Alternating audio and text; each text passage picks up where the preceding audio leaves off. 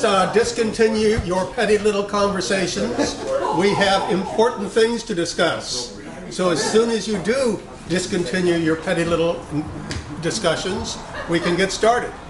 And as you know, I want to welcome everybody to Sunday Morning at the Marxist Library, which is a project of the Institute for the Critical Study of Society at the Nepal Proctor Marxist Library.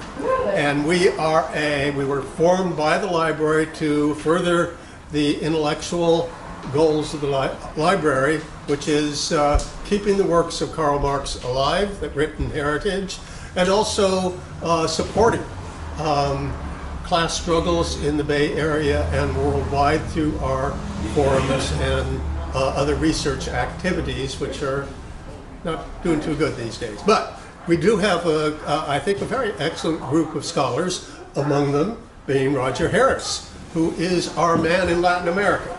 Yes. Our knowledgeable person. Wait a minute, he's not the man in Latin America. Pardon me? He's not the man in Latin America. So, do you want to do something, or Roger Harris is with the Task Force for the Americas. So I think technically, I think we should close that door, and we should. This is a noise.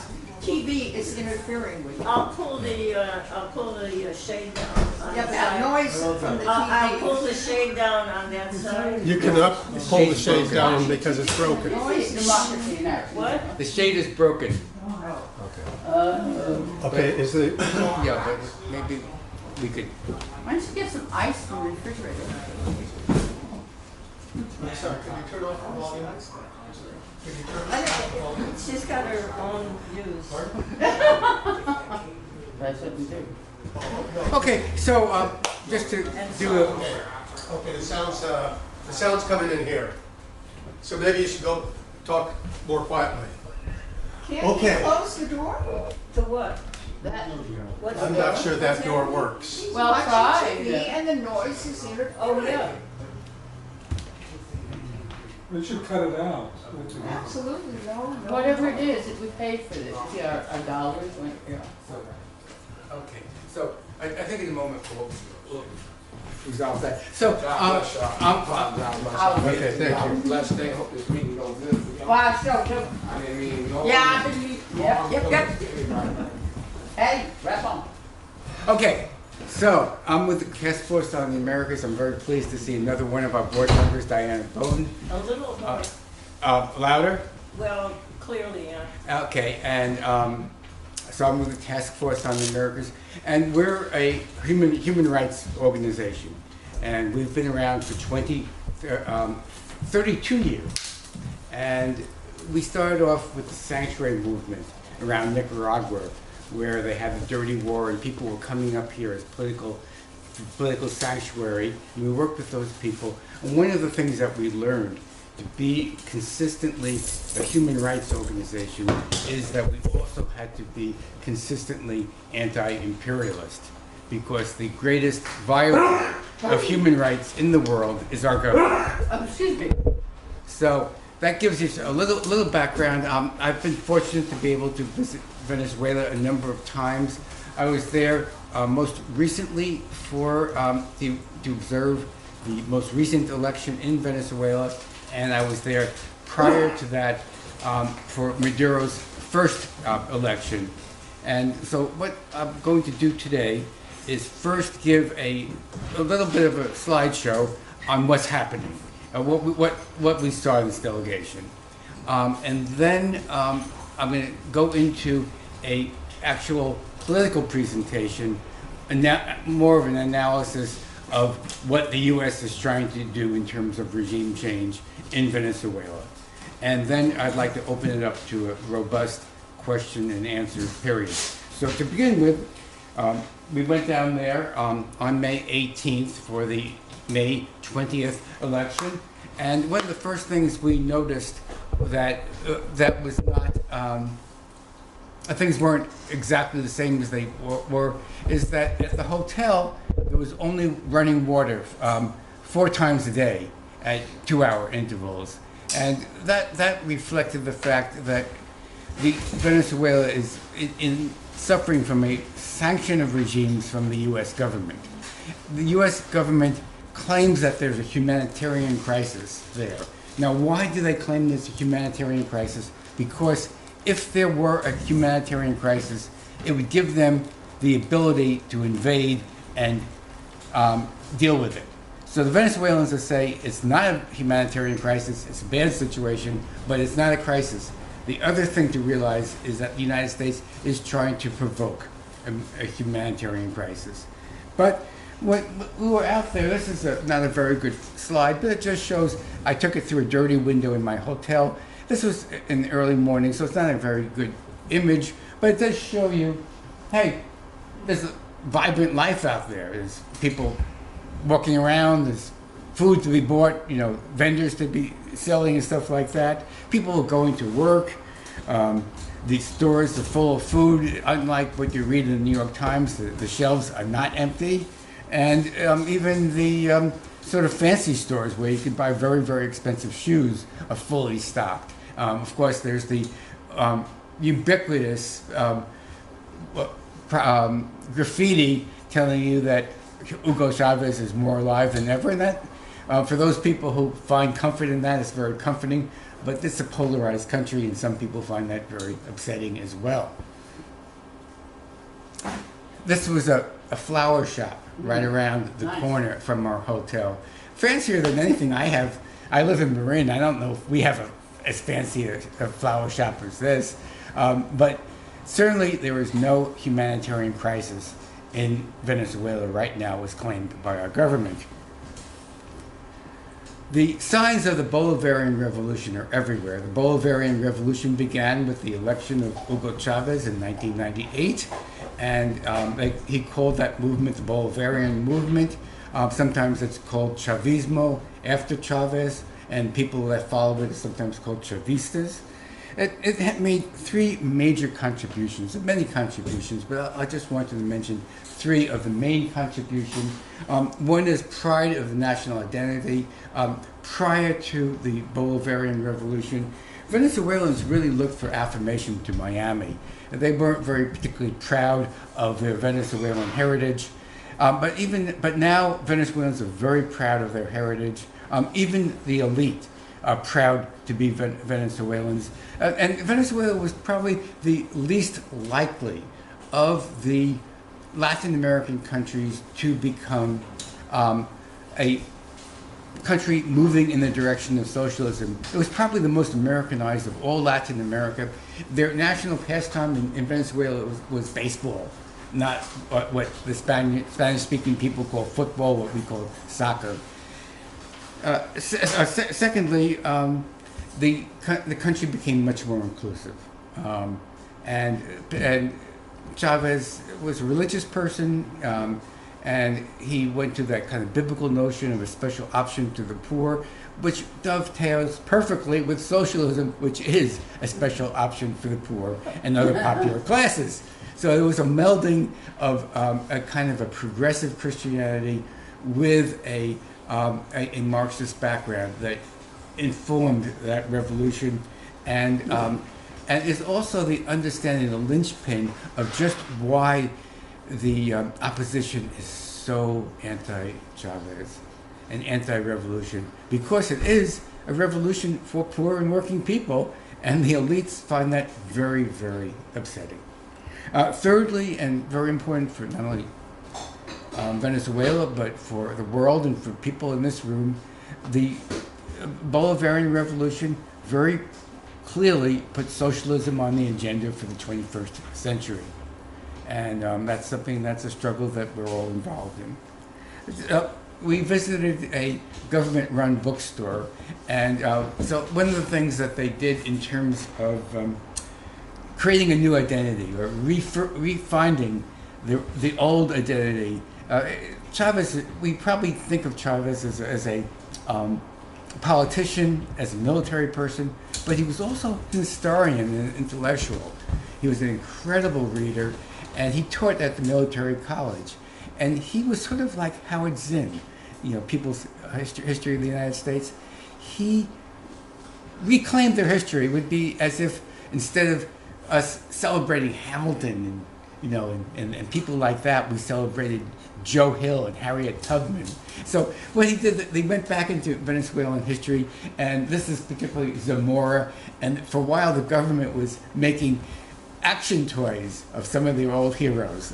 I thought that was kind of cute. Of course, the person that was most reclaimed was Bolivar. Simon Bolivar was the leader of the anti-colonial effort that freed South America from the Spanish colonial government. And it was Bolivar who very presciently said, and this is in 1829, he said, the United States appear to be destined by Providence to plague America with mystery in Misery. misery, thank you, in the name of liberty. So that was that's Bolivar, and that part of Bolivar had been sort of suppressed, and he built that up. And so here's a picture of Bolivar the way it used to be looked at on this side here. And then what the Venezuelans did is they actually recreated the image of Bolivar. They actually exhumed his grave, and they did some sort of X-rays and got his skull characteristics. Of course, Bolivar turned out as part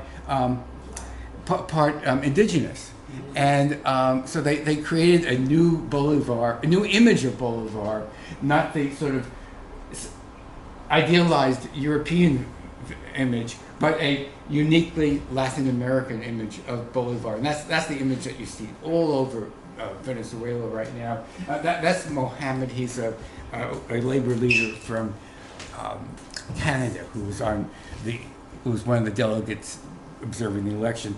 In terms of inclusiveness, of course, women were very, very important. The rank and file Chavistas are mainly that leadership is mainly female. Is that the way it's supposed to be? Cutting off the top. Yeah. I don't know. Doesn't really matter. No, it isn't. Yeah, that's, You're right. Let me just. no, that's right. Oh. Yeah, we got it.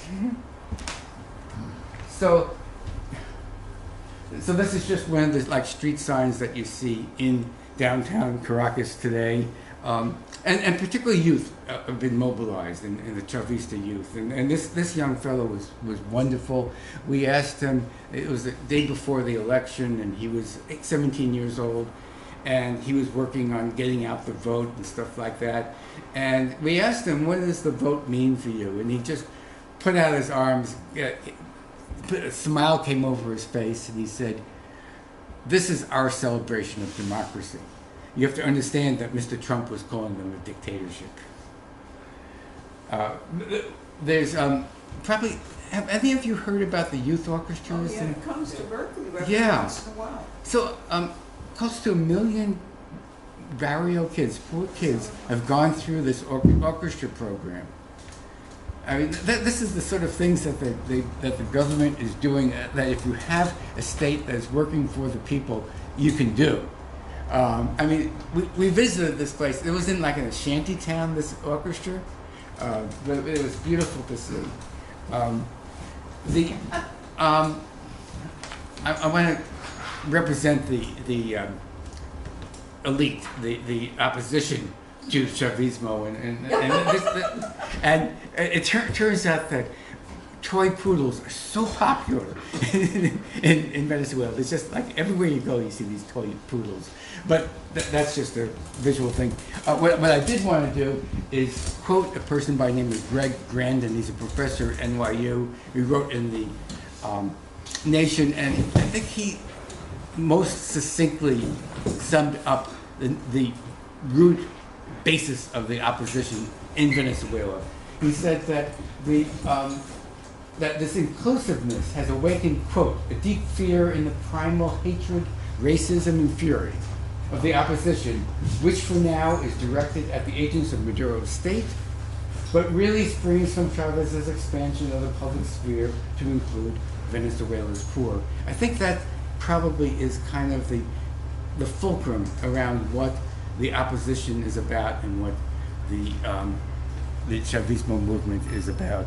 We visited some human rights people, and the woman above is a person whose son was in the military, and after Maduro was elected for the first time in 2013, the moment the election was over, the opposition person came on TV and said, "Show us your rage." And there were violent demonstrations. They're called the Warimbas. The Warimbas have resulted in over 100 people getting killed in Venezuela, billions of dollars of property damage, public property, schools, universities, health clinics. They even torched a maternity clinic with women and children in them. Horrible stuff. And it gets even more. Some of the most extreme members of the opposition, they go out with Molotov cocktails, so they have the gasoline with them, and on a few occasions they found people that were like street vendors and who they thought they were Chavistas.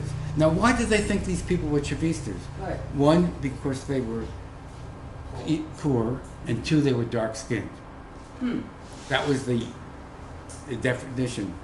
And in a few of those instances, they actually poured gasoline on these people and set them on fire. And there's some horrible YouTubes that you can see on that of people actually burning up, running,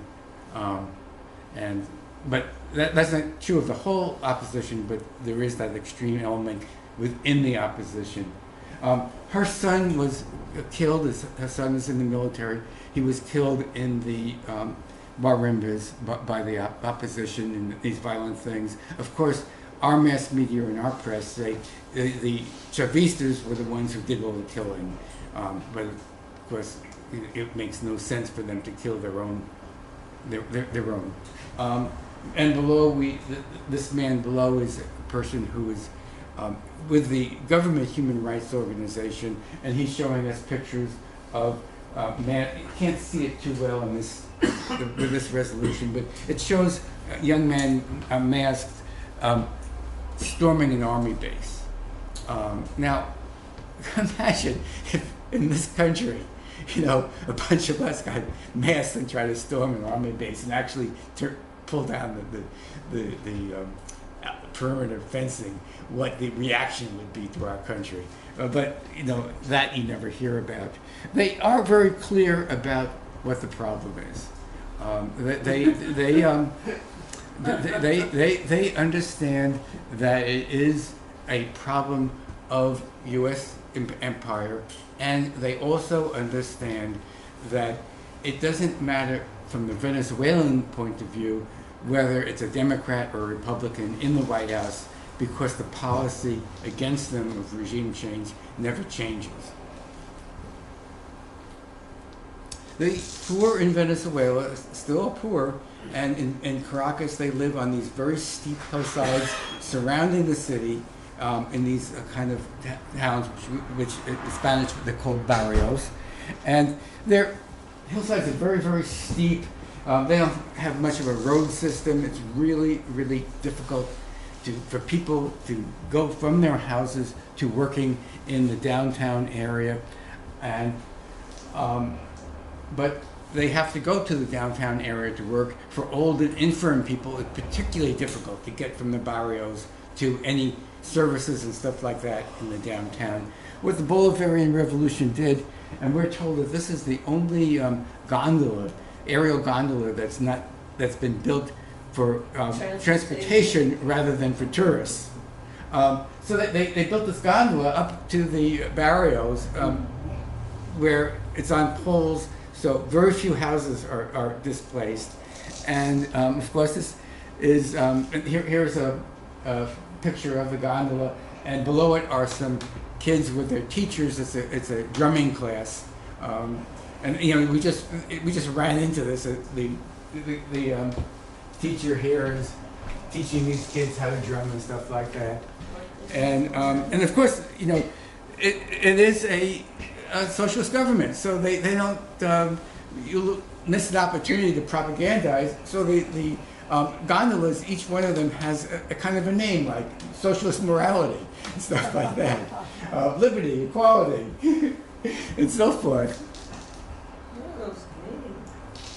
Oh, We visited a institute on Africa, and actually the African diaspora, and because turns out that Venezuela, at least their view, is that they're majority Afro-descendant. That is, the majority of the population in Venezuela has some Black African descendants. And I just wanted to point this one out to you because what I thought was particularly interesting was this particular map which the Institute created. And this, of course, is Africa, and this is Europe.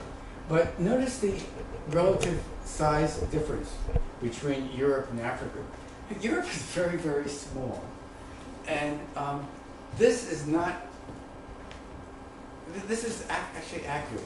This map is a projection which shows the area of the countries that is accurate. The actual Mercator projections that we are so used to show accurate longitude and latitude, very good for sailing the ocean blue. But because the globe is a sphere and a map is flat, there's always going to be some distortion. So this map does not show the accurate latitude and longitude, but it does show areas in relationship to their actual geographic size. So here you see France is about a third the size of Libya, of Algeria. But most of the projections that we see, France is the same size as the former colony. And so this is the kind of things that the government is doing, the kind of things that the revolution is bringing to the people. The staple food for the Venezuelans, the equivalent of the Mexican taco is the Venezuelan arepa, and there were serious food shortages. But what they've done is they put out these arepa trucks, like taco trucks, and they have very cheap arepas that people can have. Another thing they did was they had a lot of very polluting old taxis. They got some nice low emission Chinese taxis in Caracas. In terms of the media blockade, and that's probably one of the things that the Venezuelans kept on telling us was really hurting them the most, because what we hear is very different from what they interpret things to be. The Venezuelans started their own public TV station, Telesur, media outfit Telesur. It's also in Ecuador and a few other countries. We visited that. We took a visit from Caracas back to the coast. This is the tunnel that takes you down to the coast, and visited the town of Vargas, which is on the Caribbean coast, very beautiful coast. And here I want to tell you a story of what we call disaster socialism. So let me get there. First, I say that even though economic conditions are very, very dire in Venezuela, the government has maintained many of the social programs, including building 2 million units of housing for the poor. And these are some of the units that they built for the poor. In this particular case, these units were built in Vargas, where there had been these torrential rainfall. Huge mud slides came in, killed a number of people, but also cleared a lot of real estate. Now, if you're familiar with Naomi Klein, and probably most of you are, and that idea of disaster capitalism. In disaster capitalism, the capitalists use a disaster to remove the poor and put in the rich. Here they did the opposite. The land was cleared. They put in public housing right on the Caribbean coast. Beautiful view. And what I failed to do is get a picture is that these buildings are right next to high-rise condominiums that the rich live in. I mean, first of all, they have an idea of public housing. Then they have public housing in a prime place. No. Excuse me? 2 million? I'm sorry. I just looked at the thing and said 2 million. That's correct. Yes, it says 2 million. And the Venezuelan population is how much? 20 million? The pop. The skyscraper down, I'm saying, I'm about to walk back to right now. 2 million. So the I population. wanted to tell y'all 2 million. to help Hey, you wait a out. minute, sir. Somebody's gonna, you get to speak. He's speaking. Yeah. I want to ask them gentlemen that know me, the one I get the hat on, and one over there talking. Give me the flavor and tell me what I did, and y'all both know I did. So I work here, I'm an artist here. Damn, 2 million hours? Kind of crazy, huh? Sir. Very la bouche. No, that's what I told them gentlemen. I did not have nothing to do with that ugly ass miracle that he asked me about. But I did do all the banners. Okay. We need for you We'll have to time for public comment after he finishes his talk. I So we'll go he there. just asked me about that mirror. Okay. Okay. So, this would be an example of disasters. This would be an example of disaster socialism, where the natural disaster is used to take advantage, and it's something that we just would be very unlikely to find here in a country where the government has a special option, but it's not a special option for the poor. Roger, what is the population of Venezuela? It's 32 million. So, Very so 2 million units is very, very high. Yeah. Excuse me, if you guys want to talk, really, please leave. No, I was just asking. And no, No asking, no talking. I'll go get Clark and ask him why Clark this is is. gone looking for him. Leave. Okay, Good, leave. I'm just asking what's the name of me. no. Sit here and listen. That's all I ask. I apologize to everybody that don't want me to talk. I just ask them. Please be quiet. Thank you. Okay, so Raj asked, and we'll have a Q&A, but just very quickly on that one, there are 32 million people in Venezuela. 2 million units translates to about 2 or 3 people per unit. So it's actually a significant part of the population. But Venezuela has a very significant poor population. The Constituent Assembly, some of you may have heard about the National Constituent Assembly. It's a elected group of people that actually is like a constitutional assembly. They have power over all the other government offices. And the Constituent Assembly, interesting enough, it partly people are elected like we elect people from geographic areas that are proportional to population, but they also have some set-asides for special groups, and we met with some of them, and the examples of that would be they have a set-aside for African descendant people, for workers, for the disabled, and for pensioners, that is, retired people. So that, I just was asking what it said. excuse me, you'll have to wait till the Q&A to I was ask questions. looking at what it Or said. leave. Ah, bless y'all.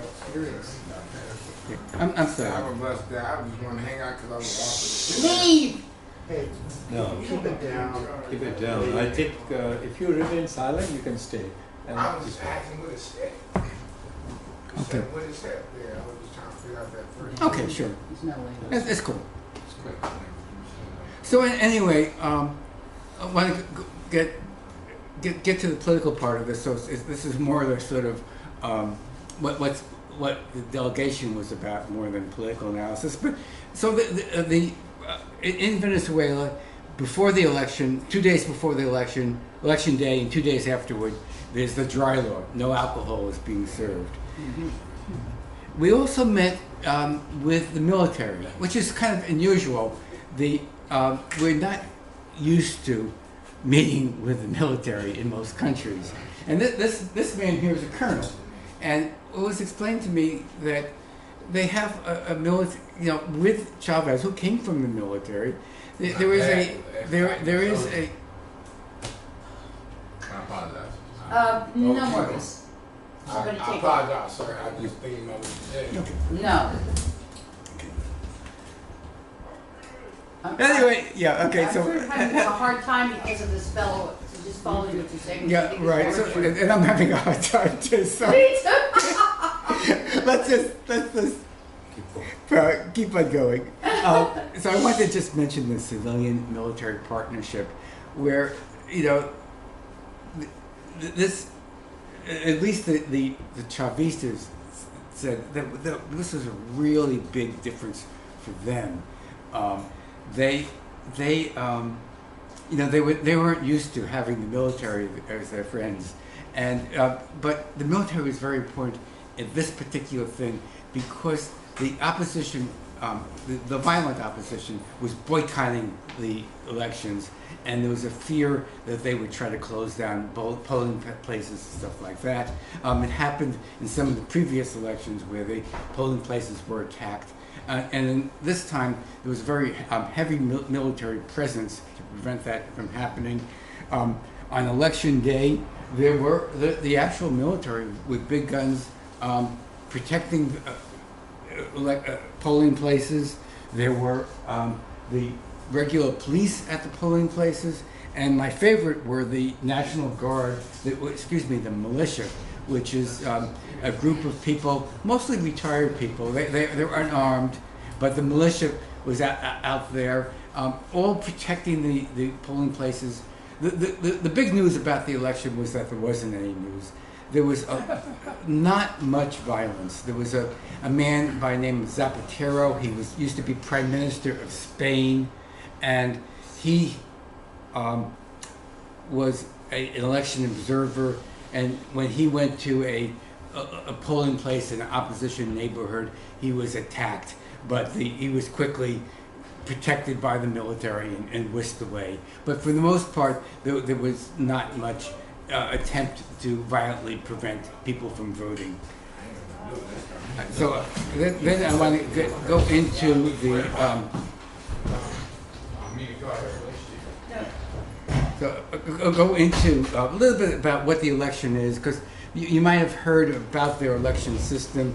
Jimmy Carter, who was with the Carter Institute, said of the 92, at the time, he said of the 92 elections that the Carter Institute had monitored, the Venezuelan electoral system was the best of them all. It was the gold standard of what electoral systems are. So I wanted to go into this a little bit detail because this is one of the things that we can learn from the Venezuelans. So election day, you come in and you stand in line and you find out at polling places. Polling places are usually in public places like public school, elementary school. You stand in line and then the various rooms in the school, each one has a voting machine, and you get assigned from basis of where you are on the rolls, where you live, which room you go to. They call them mesas, and if there's long lines, at least at this particular polling station,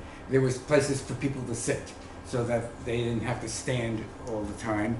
And then when they got into the polling place, this is in a room, there was also seats, and people would wait in line to vote. When it becomes your turn to vote, and then there's the election officials there, and then when it's your turn to vote, you show them your national ID card, your voter identification card, which has your picture, your ID, and stuff like that. Something that would be, you could get it forged, but difficult to get it forged. But the next fail-safe method of identifying this person, so there's no electoral fraud, is that she has to put her thumb on this machine here, which takes the biometrics of her thumbprint, which is unique. Every one of us have a unique thumbprint, and that is what opens the voting machine. If your thumbprint doesn't match you, who you claim it, then you can't vote. Next thing is you go to the voting machine that's behind that cardboard thing. It's a private voting. They were worried about sabotage, or worried about electricity going out. So every voting machine had a battery so that no matter what, people would be able to vote. Inside the voting machine, there's a touch screen, and it has the picture of the candidate and the party that they are affiliated with. In Venezuela, they have like a fusion electoral system, very similar to New York State, where a candidate can run on multiple parties. So Maduro is on, well, about a dozen or so parties. This is the Communist Party of Venezuela. So if I was there and I was a member of the Communist Party of Venezuela, I would then go into that voting booth